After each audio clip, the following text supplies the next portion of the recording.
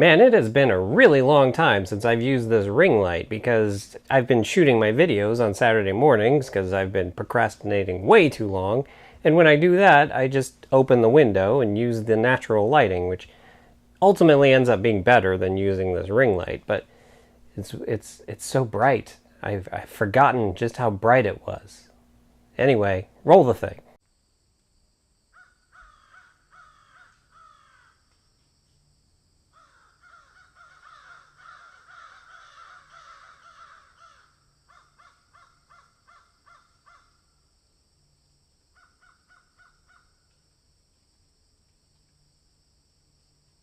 Hey guys, Sean here. So this is part 2 of my VidCon 2018 review, series, recap. It's a recap. So if you didn't see my first video, you can click on this card right here and that will take you to that. And that pretty much covered day 1 of VidCon, whereas this video is going to cover day 2 and 3. So day 2 was Friday, and the first panel that I wanted to go to was at 10 a.m. and I ended up getting into that panel at about 10:02, so I was a little bit late and it was already in progress when I walked in. This panel was a fireside chat with Freddie Wong. Now Freddie Wong, I believe I have mentioned before on this channel, but he kind of got his start doing Guitar Hero videos way back like 10 years ago, and then he started a visual effects company called Rocket Jump with his friends because they all went to school together. I believe they went to USC, and then they started making special effects heavy videos on YouTube, and that kind of became their thing. And then they ended up making a web series for Hulu.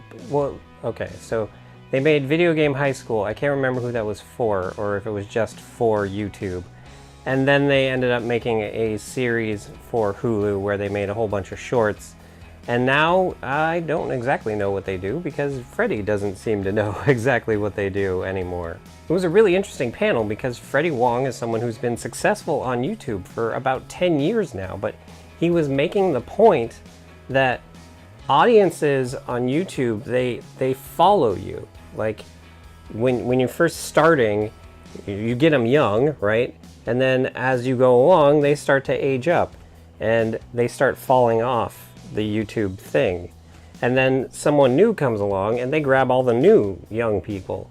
And then as they go, they start falling off. And that's just kind of the cycle. It's like a wave that you eventually reach a peak and then you start going down on the other side. And that's where he feels that he currently is and his company is that they're kind of on the other side. So they're trying to figure out what their future holds, basically. Like they don't really see their future so much on YouTube anymore because they don't get the views that they used to get. So he's trying to help figure out what it is that he is to do. And this wasn't really a panel that was like, this is what you should do, these are some tips and stuff. This was just, as I said, a fireside chat, like a, hey, let's talk about you.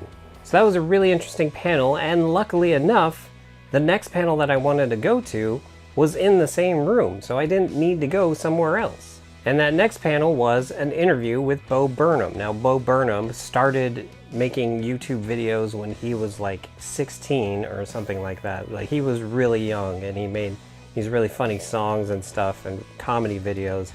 And then eventually he became a stand-up comedian, and he did that for like 10 years. And then he recently made a movie called 8th Grade, and that's what this panel was about. It was about the movie that he had made, and just kind of about him and YouTube in general. Now, both of these panels were creator panels, which meant that you needed to have a creator badge in order to get into them. So just the regular attendees of VidCon couldn't get into them. But the other thing that made this panel super special is the fact that it was moderated by Grace Helbig. Now, I have talked about Grace Helbig many times on this channel. In fact, I made an entire video dedicated just to her, which you can click there and check out. And so that's what made this panel really special for me, because it was the first time that there was a creator panel that she was on. I mean, yes, like it wasn't about her, but it was about Bo, and Bo is awesome, but still, this was a more intimate panel that Grace Helbig was on. However, it almost ended up not being for me, and here's why. So when I got there for the Freddie Wong panel, the room was only like maybe 1/3 full, and I'm not really surprised about it. Well, for two reasons. One, because of what Freddie said himself, that he's not as big as he used to be. But then also it was 10 a.m. and like the first panels of the day are generally not very full. But while we were sitting in that panel, something was happening outside, and that's that people were lining up for the next panel. And so when it came time for them to start bringing in people for the next panel, they came in and they're like, you all need to leave because we need to bring the people in for the next panel. Now this had happened to me 2 years ago when I went and saw the Less Than Famous panel, and then I wanted to see the Trinity panel, the Trinity being Grace Helbig, Hannah Hart, and Mamrie Hart, which was in the same room that year, which was one of the dumbest decisions that you could have ever made.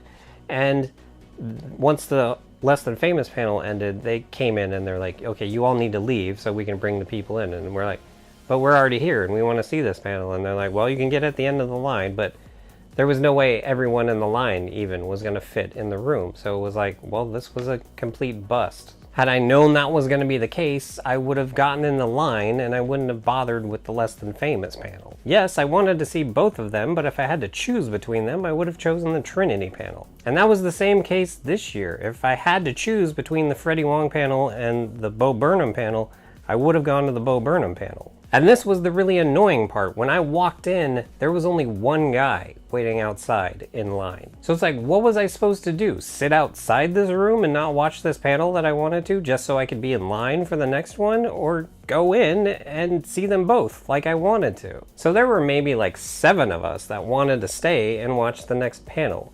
And luckily, for all of us, one of them was a VidCon dad. VidCon dads are the best because they will do whatever it takes to get their daughter into the panel that they were there to see.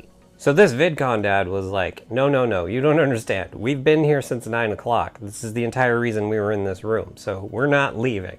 Eventually, the event coordinator for that room was like, I'm sorry, you have to leave. And so as we were walking out, he's like, that's fine, but we're going to the front of the line because we've been here longer than all of them. Luckily, security didn't seem to have a problem with that, so we just stood at the front of the line for like 2 minutes, and then they let everyone back in. Now the only problem with that is that before they kicked us out, I had a really good seat. I was like in the second row on the end, and then they kicked us out, and then when we went back in, the people that were behind us in the line, they started running in and kind of filling in the spots in the front. And I wasn't gonna run because I'm a 38-year-old man. I'm not gonna run to get a seat in a panel like this. Let the whippersnappers do that. So I ended up getting like maybe 3rd row on the opposite side, which ended up being a better seat. So the panel was really great. Bo Burnham was being fantastically funny. Grace Helbig was being fantastically funny. You're seeing footage of it right now.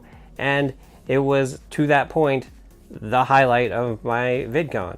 But then it got better. Now this year at VidCon, they were doing things a little different when it came to audience questions. Every panel had a specific hashtag, and you would tweet out your question with that hashtag in it, and then the moderator would check Twitter and read the questions that had that hashtag. And Grace Helbig did that for like maybe 5 questions, and then she's like, you know what, I'm just gonna run out into the audience and hand the microphone to people. And then that's when this happened.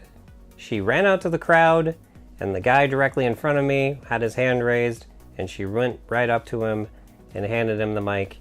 And then she proceeded to sit down once he asked the question, and then she just sat there on the floor, cross-legged, while Bo Burnham answered the question. Now, this is most likely the closest I will ever get to Grace Helbig, but I will explain later in the video why this meant so much to me. After that ended, I ended up going to the location of the next thing that I wanted to go to, and while I was waiting for that to start, I tweeted out this tweet here that was basically that panel was the best thing that I had seen at VidCon, and it was going to be very difficult for anyone to beat that. Now, the next thing that I was at was an interview with Anna Khanna. Now, I mentioned in the previous video that I was at a panel that had a whole bunch of, boss women who kick ass, and she was one of the women on that panel. Now, this was just an interview with her herself. I really enjoy the things Anna Khanna does. She basically does comedy videos about mental health issues, which is kind of weird, but it works when she does it. Although I will be honest, my most favorite video she's ever been in is this one right here, where when she was on Grace Helbig's podcast a few years ago, and that was back when Grace was doing like challenges and stuff that she would film for her YouTube channel. So she would do the podcast, it was an audio podcast, it's on podcast services around the globe, and then she would do like some sort of physical challenge with the guest afterwards and post that to YouTube. And the one that she did with Anna Akano was that they had to see who could pop the most balloons in a certain amount of time without using any sort of tools or anything. They had to use their bare hands. And it's just so hilarious in so many levels. And so after that, I ended up going to what was really the first real how-to panel I've ever gone to at VidCon, and that was Colors Make Your Content Pop with Premiere Pro. And it was basically a panel hosted by a guy who works for Adobe, and he was showing people how to make the colors in their videos look better using Adobe Premiere. It was really interesting, and I probably did end up learning a few things here or there, but it's probably not something I'll ever end up actually using because I don't really ever feel that the colors in my videos are that bad. Although that's probably part of the problem, is that I don't think the colors are bad, and maybe they are bad, who knows. That's why I'm not getting the views, the colors are off. Anyway, I have no footage of that panel because it was literally just a guy demonstrating Adobe Premiere on a giant screen, so nothing too exciting. Now the next thing was the only thing I was actually scheduled for over the 3 days of VidCon, but we will get to that in just a second. And that is because at the same time that this thing that I'm talking about was happening, there was a panel right near the room where I was for this thing that Brizzy Voices was doing a panel in. So I headed over to that room to see if I could maybe cut her off at the pass before she got into the panel. And I am happy to say that I in fact did catch her.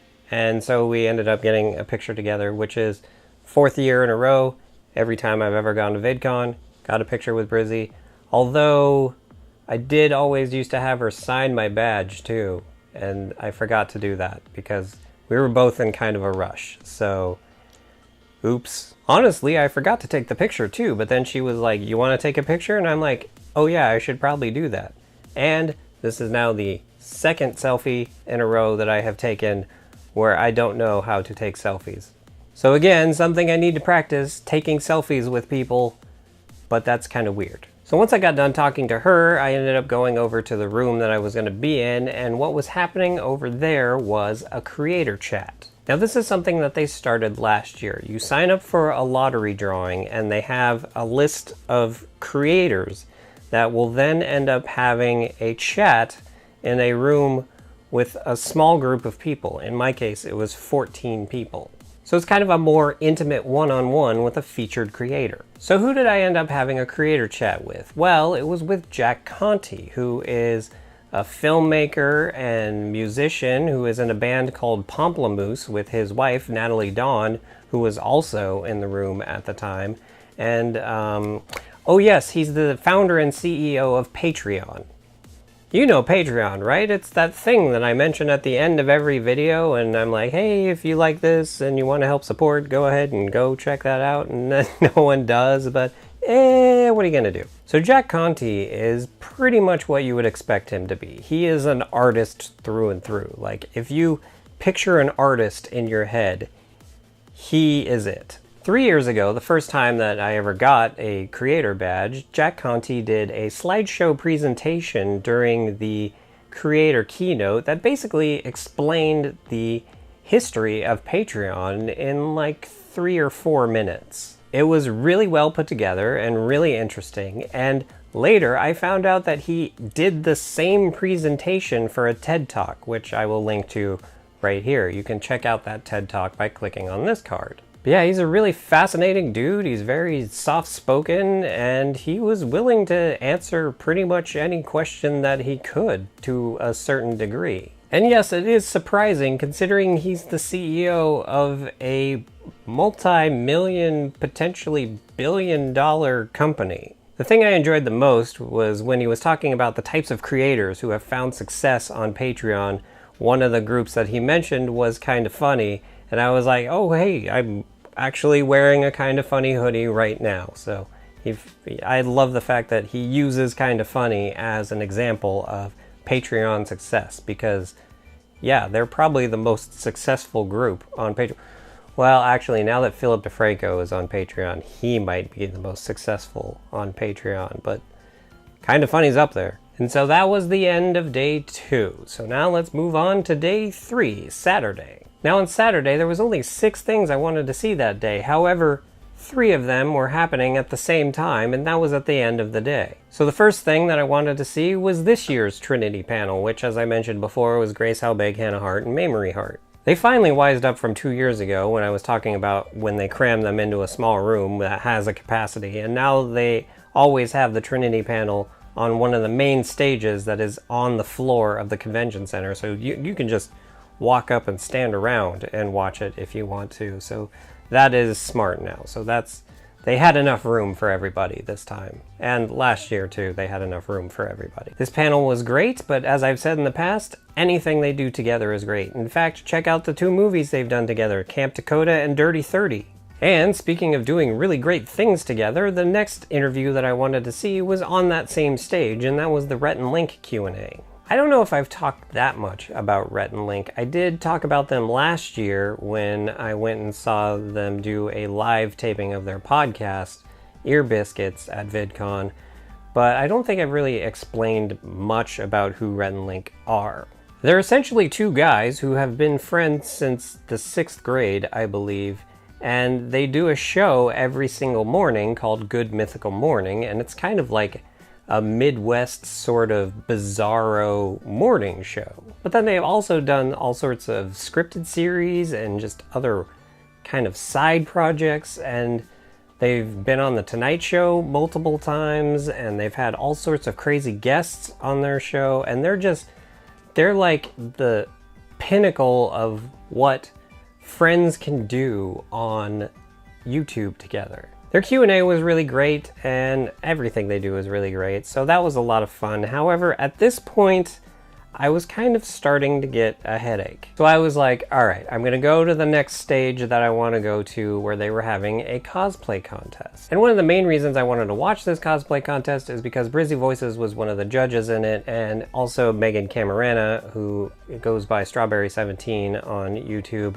She's always one of the judges on it. I think it was actually her idea to start the cosplay contest at VidCon, actually, so she's always involved with it. And so while I was waiting for this to start, I was thinking about, okay, what is going to be the thing that I go to next? Because as I said, there were 3 things that were happening at the same time, and it was going to be the last thing that I would see at VidCon. The first was a panel about building a community, and Brizzy Voices was on that panel as well, so I figured it would be a chance to see her one more time maybe and say goodbye or whatever and all that. Second was the creator keynote. This is like the big creator summit of here's a whole bunch of creators getting together and talking about being a creator, and then usually Hank Green comes out and makes some sort of an announcement. This year, that announcement being that VidCon is going to be doing a sort of endowment for creators where they'll be giving a different creator every week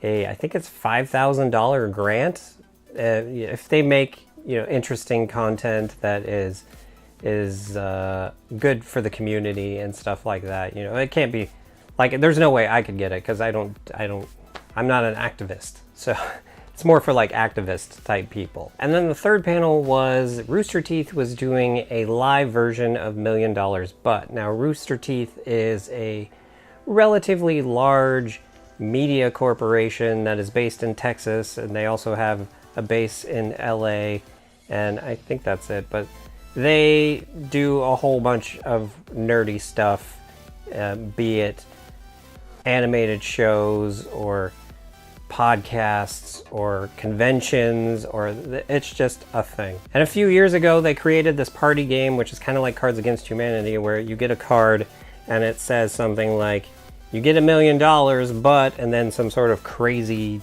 sort of scenario, And so then you have to like decide, would you actually take $1 million to, it's hard to explain, but it can get dirty at times, as party games tend to do, especially Cards Against Humanity, but that's kind of the point of that game. So they did this last year, and it was hosted by Bernie Burns, who is the founder of Rooster Teeth, and it had Gavin Free on it, who is one of the more popular members of Rooster Teeth, and then Philip DeFranco was on it, and Hank Green, I think, was on it, and there was one other person, I can't remember who it was. But so this year, it was going to be Bernie Burns again, and then Hank Green again, and then Philip DeFranco again, and then the Trinity, Grace Helbig, Hannah Hart, and Mamrie Hart. And so I really wanted to see this panel. So as I was sitting there trying to decide which one I was going to go to, the cosplay contest started, and about 10 minutes into it, I was like, I have a pretty bad headache right now, and I am not feeling well at all. So it was at that moment that my brain decided which panel I was going to go to, and that was none of them, and I ended up leaving. I think that the overall just exhaustion had finally caught up with me, and I just needed to go home. And I actually ended up getting home and going to sleep for like 4 hours. So yeah, I'm not really a spring chicken anymore, and I really did kind of get exhausted going to VidCon this year, and VidCon wasn't as great this year as it had been in the past, but I kind of explained my feelings about that in the previous video. Will I go next year? I probably will, because it is the 10th anniversary of VidCon, so that's kind of a big deal. However, I don't know if I will get a creator badge next year. As I've stated in the past, the thing I like most about conventions is meeting illuminaries, and I only ended up meeting 3 this year, and that was Brizzy Voices. I mean, I've met her before, but she still counts, because it's, even if I've met them before, getting to speak to them again, that still counts. So, and then also Jack Conti and his wife, Natalie Dawn. In fact, while we're talking about it, let's just go ahead and add them to the convention board.